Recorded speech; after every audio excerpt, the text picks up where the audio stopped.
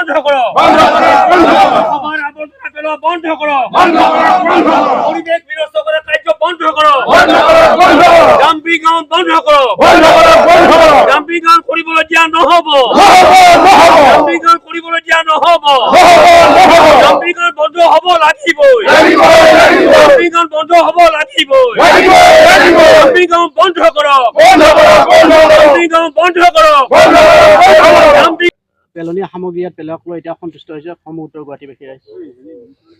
অন্য একোৱেই নকওঁ, আপোনালোকক এইটো কথাই ক'লো, এই উত্তৰ গুৱাহাটীবাসীয়ে আচলতে গাখীৰ খুৱাই সাপ পুহি আছিল। আজি যিগৰাকীক উত্তৰ গুৱাহাটীৰ মানুহে ভোটাধিকাৰ সাব্যস্ত কৰি আজি এই তেওঁৰ দীঘলীয়া ৰাজনীতিত উত্তৰ গুৱাহাটীবাসীয়ে সকলোৱে আশীৰ্বাদ দি আহিছিল, সেইগৰাকীক আজি মই কৈছোঁ এডাল ব্ৰহ্ম ফেটি সাপ তেওঁক গাখীৰ খুৱাই পুহিছিল উত্তৰ গুৱাহাটীবাসীয়ে, তাৰ পৰিণাম ভোগ এইবিলাক কৰি আছো। আৰু যদি সঁচাকৈয়ে তেওঁ উত্তৰ গুৱাহাটীবাসীক যদি ভাল পাওঁ বুলি দেখাব খোজে অনতিপলমে এইটো বন্ধ কৰক। আমি কাৰো লগত কেতিয়াও কোনো আপোচ নকৰোঁ। এই ক্ষেত্ৰত উত্তৰ গুৱাহাটীৰ সাত্বিক পৰিৱেশ ৰক্ষাৰ ক্ষেত্ৰত উত্তৰ গুৱাহাটীৰ ৰাইজৰ অপকাৰ হ'ব পৰা যিকোনো বিষয় আমি কেতিয়াও কম্প্ৰমাইজ নকৰোঁ কাৰো লগত। সেই ৰাজনৈতিক শক্তিসমূহক আমি সকীয়াই দিছোঁ, নাভাবিব উত্তৰ গুৱাহাটীৰ মানুহ শুই থকা বুলি। গতিকে আপোনালোকক আমিও জানো গাখীৰ খুৱাই সাপ পুহিছোঁ সঁচা কথা, সেই সাপৰ বিষ কেনেকে জাৰি উলিয়াব লাগে সেইটোও আমি ভালকে বুজি পাওঁ। চন্দ্ৰপুৰত প্ৰতিবাদ হ'ল, তাৰ পৰা এতিয়া আনি উত্তৰ গুৱাহাটীত নিশ্চয় আপোনালোকৰ বা পলাশবাৰীৰ যি জাবৰ জোঁথৰ ইয়াত পেলোৱাৰ কাৰণে চক্ৰান্ত এই গোটেই আচলতে আঁচনিখন আপোনালোকক ক'লো এখন বৃহৎ আঁচনি, এটা বহুত লাৰ্জ স্কেলৰ আঁচনি।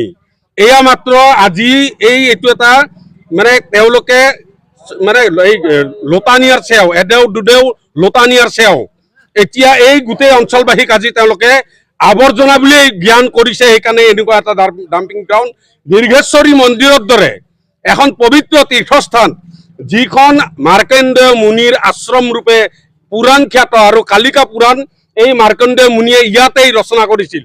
এই মহাকাব্য ৰচনাৰ যিখন থলী সেই আশ্ৰমৰ স্থলীত আজি তেওঁলোকে ডাম্পিং গ্ৰাউণ্ড দিছে।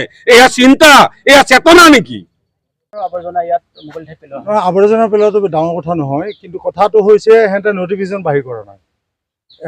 এটা বস্তু কৰিবলৈ হ'লে নটিফিকেশ্যন এখন বাহিৰ কৰিব লাগিব, সেই বস্তুটো দিব পৰা নাই আমাক, সেইটো। আৰু 2 নম্বৰতে কথা হ'ল ইয়াত যিবিলাক ক্ৰাইটেৰিয়া আছে এই ক্ৰাইটেৰিয়াটো মেইনটেইন কৰিব লাগিব। ডাম্পিং যেতিয়া জাবৰ পেলোৱা যিখিনি ব্যৱস্থা যিটো ক্ৰাইটেৰিয়া হ'ব লাগে সেইটো কৰা নাই আৰু আমাক সোধা নাই। গতিকে আমাক নোসোধাকৈ যেতিয়া এই অঞ্চলৰ ৰাইজক যেতিয়া গুৰুত্ব দিয়া নাই, গতিকে তাৰ বিৰুদ্ধে আমি প্ৰতিবাদ কৰিম। এতিয়া আমাৰ প্ৰথম পদক্ষেপ হ'ল মিউনিচিপালিটিয়ে আমাক নটিফিকেশ্যন বাহিৰ কৰক, তেওঁলোকে কি আৰু ইয়াত যিটো জাবৰ পেলোৱাৰ ব্যৱস্থা সেই ব্যৱস্থাত যিবিলাক নিয়ম মানিব লাগে সেই নিয়মটো মানা নাই। নিয়ম মানিলে আজি দুৰ্গন্ধ নোলাল হয়, তাত বহুত নিয়ম আছে, সেই নিয়মাৱলীখিনি মেইনটেইন কৰিব লাগিব, নকৰাৰ কাৰণে এইটো গণ্ডগোলটো হৈছে। গতিকে আমি ৰাইজ আকৌ যাম, তেওঁলোকে আজিতো বাধা দিলোৱে আমি ইয়াত কোনো পধ্যেই হ'ব নিদিওঁ। গতিকে এইটোৱে আমাৰ সকলোৰে এটা মত। আৰু যোৱাকালি আমাৰ ৰাজহুৱা সভা হৈ গ'ল, এই সভাত সিদ্ধান্ত হৈছে যে আমি কোনো কাৰণতে ইয়াত জাবৰ পেলোৱাৰ ব্যৱস্থা আমি কৰিব নিদিওঁ। আৰু দীৰ্ঘেশ্বৰী মা দীৰ্ঘেশ্বৰী আজি সত্য যুগৰ পৰা দীৰ্ঘেশ্বৰী প্ৰতিষ্ঠা, য'ত নেকি মাৰ্কণ্ডেয় মুনিয়ে ঋষিসকলে তপস্যা কৰি ইয়াত ফল পাইছিল। গতিকে কালিকা পুৰাণত এইবিলাক লিখাই আছে। গতিকে তাত এটা পৰিৱেশ অস্বাস্থ্যকৰ পৰিৱেশ আমি সৃষ্টি হ'ব নিদিওঁ। আৰু নিকৃষ্ট কাণ্ড যাৰ বাবে এতিয়া সকলোৱে ফল ভুগিব লগা হৈছে, ডাম্পিং গ্ৰাউণ্ড হিচাপে ব্যৱহাৰ কৰা হৈছে দলৰ সন্মুখত।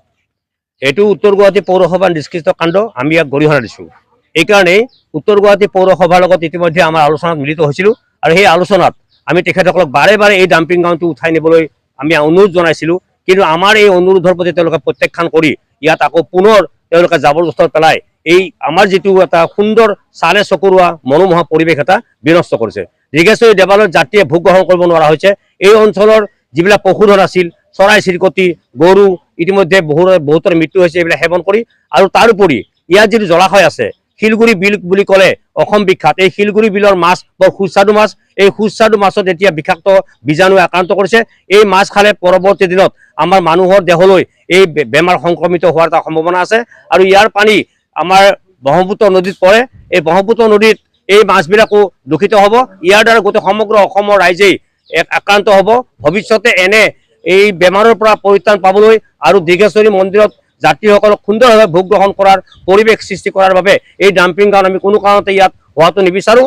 আৰু ইতিমধ্যে ৰাইজহুৱা সভাই আমাক দীৰ্ঘেশ্বৰী দেৱালয় সমিতিক এই বিষয়ে মানে পদক্ষেপ ল'ব দিছে। গতিকে আজি প্ৰথম পদক্ষেপ হিচাপে আমি ৰাইজৰ সহযোগত ইয়াত এখন বেৰ দিছোঁ, যাতে কোনো আৱৰ্জনা ইয়াত পেলাব নোৱাৰে।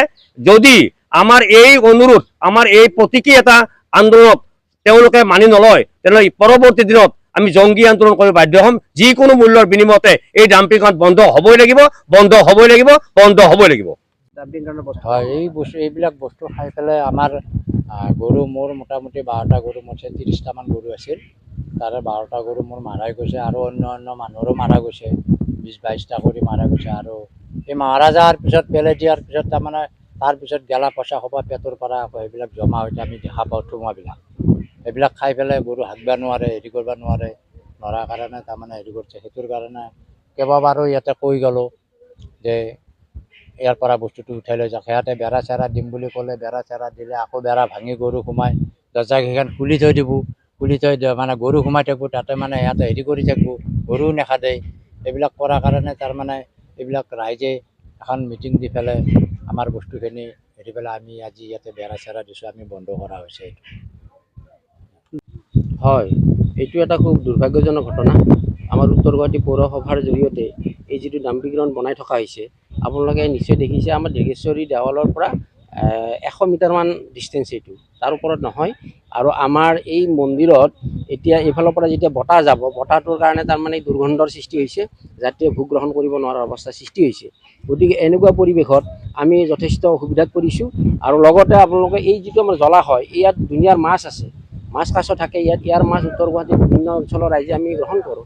এতিয়া এই পানী যেতিয়া প্ৰদূষিত হৈছে, আমি মাছ খাবৰ কাৰণে আমাৰ ভয় লগা অৱস্থা হৈছে।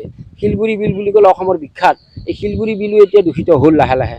গতিকে আমি তাৰোপৰি ইয়াত আমাৰ খেলপথাৰ আছে, তাৰপিছতে ইয়াত বিভিন্ন মছজিদ মন্দিৰ এইবিলাক আছে, এই গোটেই পৰিৱেশ, শিক্ষানুষ্ঠান আছে, গোটেইখিনিয়ে অনুষ্ঠানবিলাকে ইয়াৰ পৰা যথেষ্ট ক্ষতিগ্ৰস্ত হৈছে।